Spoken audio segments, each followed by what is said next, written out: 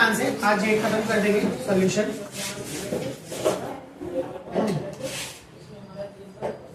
Hello मेरे प्यारे बच्चे लोग, कैसे हैं आप सब। क्लास 12 का आज जो सेक्शन होने वाला है, सॉल्यूशन का लास्ट पार्ट होने वाला है, जो कि आज मैं 4 से 5 क्वेश्चंस को करके खत्म कर दूंगा। प्रीवियस क्लासेस में हमने 13 क्वेश्चन को कंप्लीट कर लिया था और ये टोटल 18 क्वेश्चन है, तो आज हम लोग 14 से स्टार्ट करेंगे। और चलिए स्टार्ट करते हैं बिना देरी किए जानते हैं। देखिए कहता है, मैंने ये पढ़ा रखा है आप लोगों को, सर फॉल्स फ्रूट क्या होता है। सर ये फॉल्स फ्रूट जो होता है, ये फॉल्स फ्रूट कैसा होता है।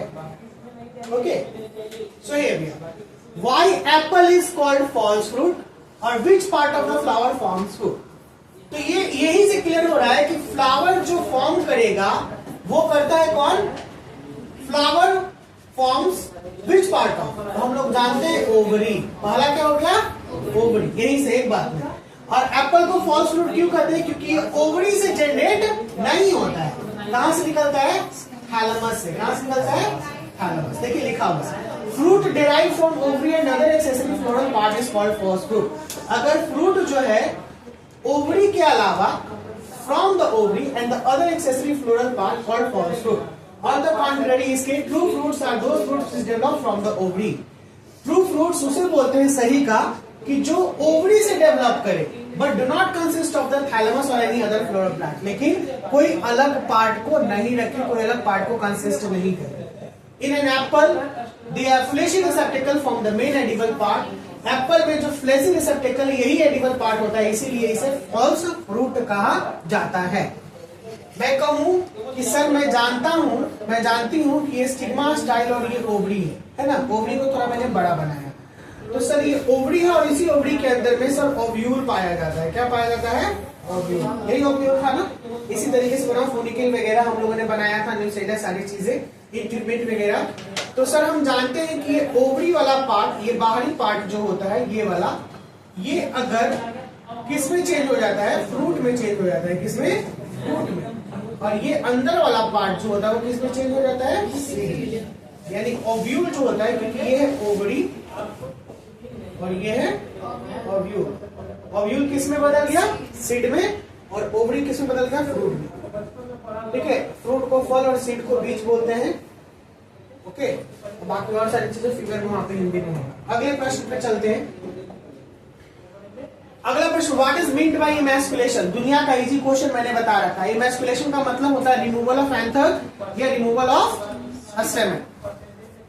And why does a plant breeder employ this technique. और प्लांट ब्रीडर इस टेक्निक को क्यों अपनाता है, इसलिए अपनाता है क्योंकि सेल्फ पॉलिनेशन ना हो, उसे अपने डिजायरेबल ब्रीड को अपनाना है, डिजायरेबल ब्रीड को चुनना है, तो उसके लिए इसे रोकना पड़ता है।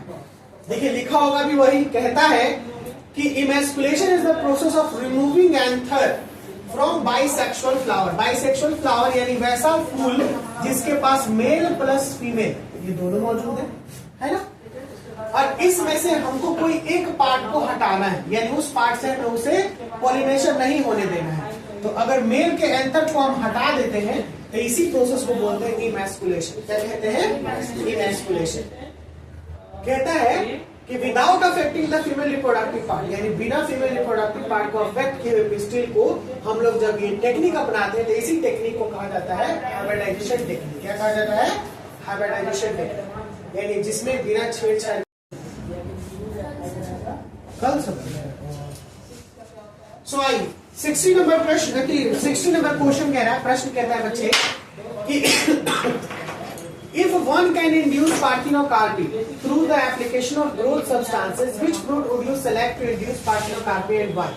अगर आपको इंड्यूस का मतलब होता है टू फोर्सली, ठीक है, यानी उसे आपको करवाना है, इंड्यूस का मतलब प्रेरित करना। पार्थिनोकार्पी ये एप्लीकेशन करवाना है कि ये किसी सब्सटेंस से फ्रूट जो हो वो बढ़े या फिर पार्थिनोकार्पी हो, तो आप किस फ्रूट को चुनिएगा। ये फ्रूट के बारे में बात कर रहा है। तो पहले प्रोसेस के बारे में देखिए बताएगा। Parthenocarpy is the process of developing fruit without involving the process of fertilisation और सीड फॉर्मेशन। ठीक है ना, यानी बिना फर्टिलाइजेशन के प्रोसेस में, तो फर्टिलाइजेशन प्रोसेस में मेल फीमेल का पार्ट मिलता था, पॉलन ग्रेन मिलता था, लेकिन यहाँ पे वो नहीं होगा और सीड फॉर्मेशन नहीं होगा। Therefore, the seedless varieties of economically important fruit such as orange, lemon, watermelon are produced using this technique. चूंकि इस तरीके से जो सीडलेस वैरायटी हो गया, ये इकोनॉमिकली इंपॉर्टेंट फ्रूट होता है, यानी वो मार्केट में बहुत ज्यादा सेल, जैसे भी मैंने बताया ऑरेंज, लेमन, वाटरमेलन, ठीक है ना, ये सारे प्रोड्यूस होते हैं इसी टेक्निक से, पार्थिनोकार्प। This technique involves inducing fruit formation by the application of the plant growth hormone such as auxin, ठीक है ना। ऑक्सीन ये प्लांट प्रमोटर होता है, हार्मोन है, ये क्या है, हार्मोन है, प्लांट हार्मोन है। 5 हार्मोन होते हैं जिसमें ऑक्सीन सबसे पहला है, जो प्लांट के ग्रोथ को प्रमोट करता है और प्लांट के हर एक पार्ट के ग्रोथ को प्रमोट करता है। कौन कौन हार्मोन होता है प्लांट का? ऑक्सीन, जिबरेलिन, साइटोकाइनिन, ऑब्सेसिक एसिड और इथाइलिन।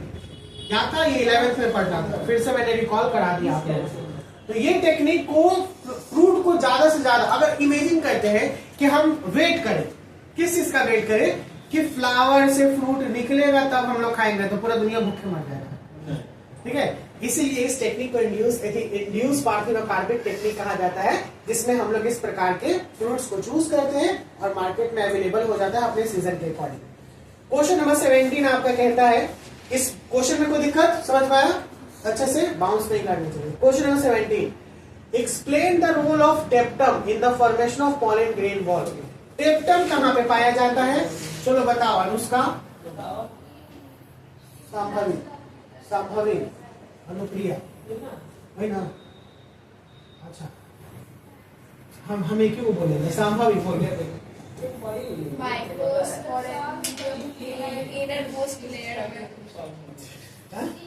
अरे नहीं, वो कैप्टन जो है ना, माइक्रोस्पोरेंजियम का इनर मोस्ट लेयर है। तुम बोलो, सही हो गया, तुम बोलो, ठीक है, पढ़ के बता दी Sambhavi. Explain the role tapetum in the formation of pollen grain ball.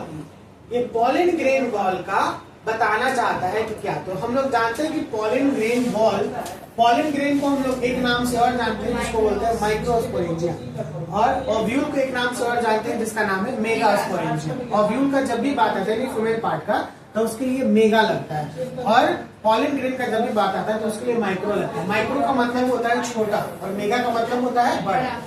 तो टेप्टम जो हो गया, इनर मोस्ट लेयर हो गया माइक्रोस्पोरेंजियम का, यानी पॉलन ग्रेन का, ओके। जैसे एक्साइल इन टाइप होता है ना, आउटर लेयर और इनर लेयर, उसी के बाद it provides nourishment to the developing pollen grain. और ये जो होता है जो डेवलप पॉलन ग्रेन, यानी मेल गैमेटोफाइट जो डेवलप करता है उसको ही नरिश करता है। During microsporogenesis, the cells of टेप्टम produce various enzymes, hormones, amino acids, and nutritious material required for the development of pollen grain. यानी pollen grain के डेवलपमेंट के लिए जो जो important nutritious material का जरूरत होता है, ये प्रोवाइड करता है टेप्टम। क्या प्रोवाइड करता है? टेप्टम। It also produce exine layer, और ये एक्साइन लेयर को भी प्रोड्यूस करता है पॉलन ग्रेन को, जो कि कंपोज्ड होता है स्पोरोपोलेनिन का, और स्पोरोपोलेनिन का highly resistivity organic matter non बोलते हैं, यही है ना? Highly resistivity organic matter non, ये ऑर्गेनिक मैटर है। रेजिस्टिविटी का मतलब दुनिया के किसी भी चीज से, ठीक है, ये बचाओ, कोई नहीं है ना, एसिड से, अल्काली से, ये सारी चीजों से कोई फर्क नहीं पड़ता है। आगे चले, हमारा सबसे लास्ट क्वेश्चन आज के सेशन का, हमारा लास्ट क्वेश्चन आज के सेशन का ये है question number 18। What is apomixis? पढ़ाए हैं। व्हाट इज इट्स इंपॉर्टेंस, और इसका इंपॉर्टेंस क्या है, इसका लाभ क्या है, इसके फायदे क्या है। एपोमिक्सिस हम लोग जानते हैं कि ये मिमिक्री है, मिमिक करता है सेक्सुअल फर्टिलाइजेशन का, जो सेक्सुअली फर्टिलाइज करते हैं मिमिक करता है। देखिए लिखा होगा, apomixis is mechanism of seed producing without involving the process of meiosis and syngamy. Syngamy का मतलब क्या होता है? फर्टिलाइजेशन। फर्टिलाइजेशन जब होगा तो मियोसिस करता है, यानी हम लोग जानते हैं कि दोनों गैमेट अपने आप में फुलफिल रहते हैं, लेकिन ये रिडक्शन होके दोनों गैमेट जुड़ता है। तो ये न ये प्रोसेस हुआ और न ये प्रोसेस हुआ सिंगेमी, तो ये क्या कर दे, लेकिन फिर भी ये बनाएगा, यानी फिर भी फ्रूट को प्रोड्यूस करेगा, सीड को, तो इसी को बोले apomixis. It plays an important role in hybrid seed production. ये हाइब्रिड सीड प्रोडक्शन में एक इंपॉर्टेंट रोल प्ले करता है। तो ये लाइन बहुत इंपॉर्टेंट है और मोस्ट वीवीआई है, क्योंकि पूछेगा आपका नीट क्वेश्चन निकाल सकता है कि which is the important role that is the production of hybrid seed. तो ये प्रोसेस हो जाएगा एपोमिक्सिस। क्या कहलाएगा? एपोमिक्सिस। इसी में जो मेथड है हाइब्रिड सीड का, ये तो हो गया, ये एक्सपेंसिव होता है फार्मर के लिए। Seeds by cultivation very expensive for farmers, also by sowing hybrid seeds it is difficult to maintain hybrid characteristic during meiosis. क्योंकि जिस समय सोइंग का मतलब बीज बोना, फार्मर जब बीज बोता है तो फिर उसको इसको मेंटेन भी करना होता है। क्योंकि अगर हम लोग कोई भी नस्ल को कहते हैं ना, हम लोग देसी कुत्ता घर में रखते हैं, बहुत शानदार, बहुत अच्छा एग्जाम्पल है। देसी कुत्ता जब घर में रखेंगे तो उसको तुम कुछ खिला दो, उसको रोटी खिला दो, दूध रोटी सानी खिला दो, चावल खिला दो, हड्डी खिला दो, सब खा जाएगा। लेकिन यही कि अगर विदेशी कुत्ता ले आओ, पेविलियन ले आओ, या फिर जो भी है बहुत सारा नाम है, हम लोग क्या बोलते हैं, लेब्रा हो गया, फिर उसके बाद रोड व्हीलर, क्या क्या बहुत सारा नाम है उसके वेराइटीज के, उसको तुमको स्पेशल फूड देना पड़ेगा स्पेशल तरीके से। घरेलू खाना वो बहुत मुश्किल से खाता है, उसके लिए पेडिग्री या फिर स्पेशल डाइट जो उसका होता है शामिल, अगर वो नहीं करेंगे। इसी तरीके से अगर हम पोल्ट्री फार्मिंग करें या फिर जो विदेशी गाय लाके यहाँ पर पाले, जो जर्सी गाय होता है, तो उसके लिए अलग कंडीशन देना पड़ता है। जर्सी गाय एकदम एसी में रहेगा, बहुत अच्छे ठंडे जगहों पर, ठीक है ना, ये सब जगहों पे रहते हैं, तो उनके लिए मेंटेनेंस चाहिए। तो जो फार्मर है, इस जो हाइब्रिड सीड है इसको थोड़ा डिफिकल्ट होता है मेंटेन करने के लिए, क्योंकि सबका कैरेक्टरिस्टिक अलग होता है और उसके अकॉर्डिंग वो अलग तरीके से जनरेट होते हैं। तो एपोमिक्सिस जो होता है प्रिवेंट करता है लॉस ऑफ स्पेसिफिक कैरेक्टरिस्टिक को, जो हाइब्रिड कैरेक्टरिस्टिक होता है, और ये एक कोस्ट इफेक्टिव मेथड हो गया प्रोड्यूसिंग सीड का। यानी आसानी से ये मेथड को अपनाकर हम लोग बहुत सारे सीड को प्रोड्यूस कर सकते हैं और इसका कॉस्ट भी कम होता है और फार्मर आसानी से इसे इंप्लीमेंट कर सकते हैं। तो इसलिए एपोमिक्सिस बहुत जरूरी हो गया। एक टेक्निक है जो खास करके सेक्सुअल रिप्रोडक्शन को मिमिक करता है, और जो चीजें जो है यानी सीड्स वगैरह जो निकालने हैं वो निकल जाता है। कोई परेशानी, डाउट? आज हम लोगों की हो जाती है सेवा समाप्त। क्या हो जाती है? सेवा समाप्त। यानी ये चैप्टर हो गया हमारा भैया कंप्लीट। अब हम अगले क्लास में जो चैप्टर पढ़ेंगे वो पढ़ेंगे ह्यूमन रिप्रोडक्शन। बहुत ही इंपॉर्टेंट चैप्टर, बहुत ही शानदार। बच्चे लोग अगर कोई भी परेशानी है तो पूछ सकते हैं, नहीं तो फिर मिलते हैं अगले क्लास में। Bye bye, tata, see you again.